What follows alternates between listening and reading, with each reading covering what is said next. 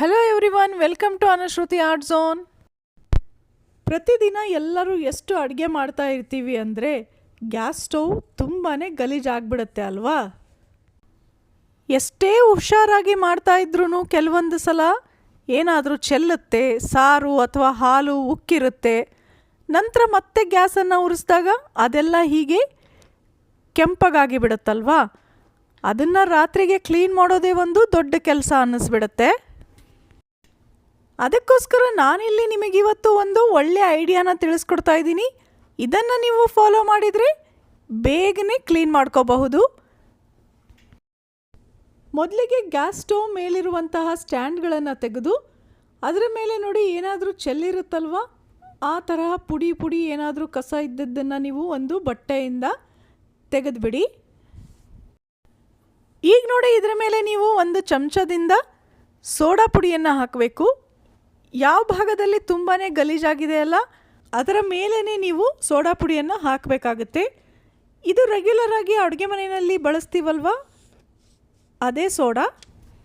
ನಾನು ಇದರ ಜೊತೆಗೆ ಓವರಾಲ್ ಆಗಿ ಗ್ಯಾಸ್ ಮೇಲೆ ಪೂರ್ತಿಯಾಗಿ ಸ್ವಲ್ಪ ಸೋಡಾ ಪುಡಿಯನ್ನು ಹಾಕ್ತಾ ಇದ್ದೀನಿ. ಇಷ್ಟಾದ ಮೇಲೆ ನೋಡಿ, ಅಡುಗೆ ಮನೆಯಲ್ಲಿ ಅಡುಗೆಗೆ ಅಂತ ಬಳಸಿ ಉಳಿದಿರುವಂತಹ ನಿಂಬೆಹಣ್ಣಿನ ಸಿಪ್ಪೆ ಇರುತ್ತಲ್ವ, ಅಂದರೆ ಇದರ ಹುಳಿಯನ್ನು ಎಲ್ಲ ತಗೊಂಡ್ಬಿಟ್ಟು ಆನಂತರ ಸಿಪ್ಪೆ ಬಿಸಾಕ್ತೀವಿ.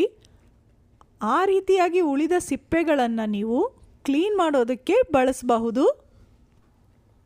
ಇಂತಹ ನಿಂಬೆಹಣ್ಣಿನ ಸಿಪ್ಪೆನಲ್ಲಿ ಇನ್ನೂ ಹುಳಿ ಅಂಶ ಉಳಿದಿರುತ್ತೆ.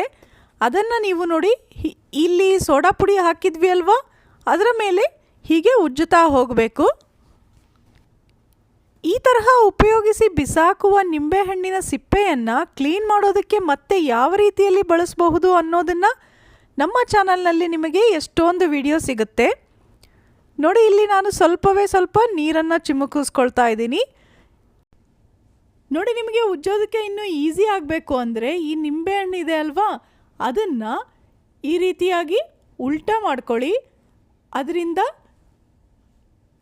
ಒಳಗಡೆ ಉಳಿದಿರುವಂತಹ ಹುಳಿಯ ಅಂಶ ಪೂರ್ತಿಯಾಗಿ ತಿಕ್ಕೋದಕ್ಕೆ ಯೂಸ್ ಆಗುತ್ತೆ. ಇಲ್ಲಿ ನೋಡಿ, ಮತ್ತೆ ನೀವು ಬ್ರಷ್ ಆಗಲಿ ಸ್ಕ್ರಬ್ಬರ್ ಆಗಲಿ ಉಪಯೋಗಿಸೋದೇ ಬೇಕಿಲ್ಲ. ಈ ಹುಳಿಯ ಜೊತೆಗೆ ಸೋಡಾ ಪುಡಿಯನ್ನು ಸೇರಿರೋದ್ರಿಂದ ಅದರಲ್ಲಿ ಸಣ್ಣದಾಗಿ ಬುರುಗು ಬರುತ್ತೆ, ಹಾಗೆಯೇ ಗಲೀಜೆಲ್ಲ ಹೊರಟೋಗುತ್ತೆ. ನೋಡಿ, ಉಜ್ಜುತ್ತಾ ನಿಮಗೆ ಗೊತ್ತಾಗ್ತಾ ಇದೆ ಅಲ್ವಾ, ಬರ್ನರ್ ಹತ್ರ ಎಷ್ಟೊಂದು ಗಲೀಜಾಗಿತ್ತು.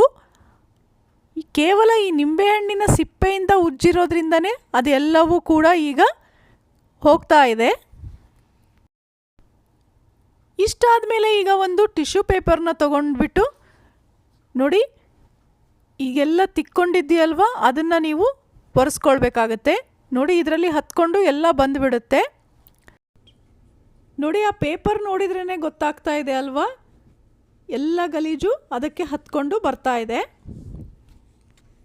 ಎಷ್ಟೊಂದು ಸಲ ಸಾರು ಕುದೀತಾ ಇರುವಾಗ, ಟೀ ಕುದೀತಾ ಇರುವಾಗ ಉಕ್ಕಿಬಿಟ್ಟಿರುತ್ತೆ ಅಲ್ವಾ, ತಕ್ಷಣಕ್ಕೆ ಅದನ್ನು ಒರೆಸೋದಕ್ಕೆ ಆಗಿರೋದಿಲ್ಲ, ಅದರ ಕಲೆ ಹಾಗೇ ಉಳಿದ್ಬಿಟ್ಟಿರುತ್ತೆ. ಅಂತಹ ಟೈಮಲ್ಲಿ ನೀವು ಈ ಐಡಿಯಾನ ಉಪಯೋಗಿಸ್ಕೊಂಡು ಕ್ಲೀನ್ ಮಾಡ್ಕೊಂಡ್ಬಿಡಿ. ಗ್ಯಾಸ್ ಪೂರ್ತಿಯಾಗಿ ಫಳಫಳ ಅನ್ನೋ ರೀತಿ ಆಗಿರುತ್ತೆ. ನೋಡಿ, ಒಮ್ಮೆ ಒರೆಸ್ಕೊಂಡ ನಂತರ ಮತ್ತೆ ಟಿಶ್ಯೂವನ್ನು ಹಸಿ ಮಾಡ್ಕೊಂಡ್ಬಿಟ್ಟು ಇನ್ನೊಮ್ಮೆ ನೀವು ಹೀಗೆ ಪೂರ್ತಿಯಾಗಿ ಒರೆಸ್ಕೊಳ್ಬೇಕಾಗತ್ತೆ. ಇದನ್ನು ನೀವು ಒಂದು ಬಟ್ಟೆಯಿಂದನೂ ಕೂಡ ಮಾಡ್ಕೊಳ್ಬಹುದು. ಬಟ್ಟೆಯಿಂದ ಒರೆಸ್ಕೊಂಡ್ಬಿಟ್ಟು ಆ ಬಟ್ಟೆಯನ್ನು ಒಳ್ಳೆ ನೀರಿನಿಂದ ತೊಳೆದ್ಬಿಟ್ಟು ಮತ್ತೆ ಹಸಿ ಬಟ್ಟೆಯಲ್ಲಿ ಒರೆಸೋದ್ರಿಂದ ಇದರ ಮೇಲೆ ಉಳಿದಂತಹ ಎಲ್ಲ ಗಲೀಜು ಕೂಡ ಹೊರಟೋಗುತ್ತೆ. ನೋಡಿ, ಈಗ ನೋಡ್ತಾ ಇದ್ದೀರಲ್ವಾ, ಮುಂಚೆ ಹೇಗಿತ್ತು ಈಗ ಹೇಗಾಯಿತು ಅಂತ. ಕೇವಲ ನಿಂಬೆಹಣ್ಣು ಮತ್ತು ಸೋಡಾ ಪುಡಿಯನ್ನು ಬಳಸಿ ಯಾವುದೇ ರೀತಿ ಕಲೆ ಇಲ್ಲದೆ ಇರೋ ಹಾಗೆ ನಾವು ಗ್ಯಾಸ್ ಸ್ಟವನ್ನು ಕ್ಲೀನ್ ಮಾಡ್ಕೊಳ್ಬಹುದು. ನಿಂಬೆಹಣ್ಣಂತೂ ಪ್ರತಿದಿನ ಅಡುಗೆನಲ್ಲಿ ಬಳಸ್ತಾನೆ ಇರ್ತೀವಿ ಅಲ್ವಾ, ಆ ಸಿಪ್ಪೆಯನ್ನು ಹಾಗೆ ಬಿಸಾಕೋದ್ರ ಬದಲಿಗೆ ರಾತ್ರಿ ಗ್ಯಾಸನ್ನು ಕ್ಲೀನ್ ಮಾಡ್ಕೊಂಡ್ಬಿಟ್ರೆ ಡಬಲ್ ಉಪಯೋಗ ತಾನೇ. ಈ ವಿಡಿಯೋ ಅಂತೂ ಎಲ್ಲ ಗೃಹಿಣಿಯರಿಗೆ ಇಷ್ಟ ಆಗೇ ಇರುತ್ತೆ. ಹಾಗಿದ್ರೆ ಲೈಕ್ ಮಾಡೋದನ್ನು ಮರಿಬೇಡಿ, ಬೇರೆಯವ್ರ ಜೊತೆಗೆ ಶೇರ್ ಕೂಡ ಮಾಡಿ. ಮತ್ತೆ ಸಿಗೋಣ ಇನ್ನೊಂದು ಇಂಟ್ರೆಸ್ಟಿಂಗ್ ಹಾಗೆ ಯೂಸ್ಫುಲ್ ವಿಡಿಯೋ ಜೊತೆ. ಧನ್ಯವಾದಗಳು.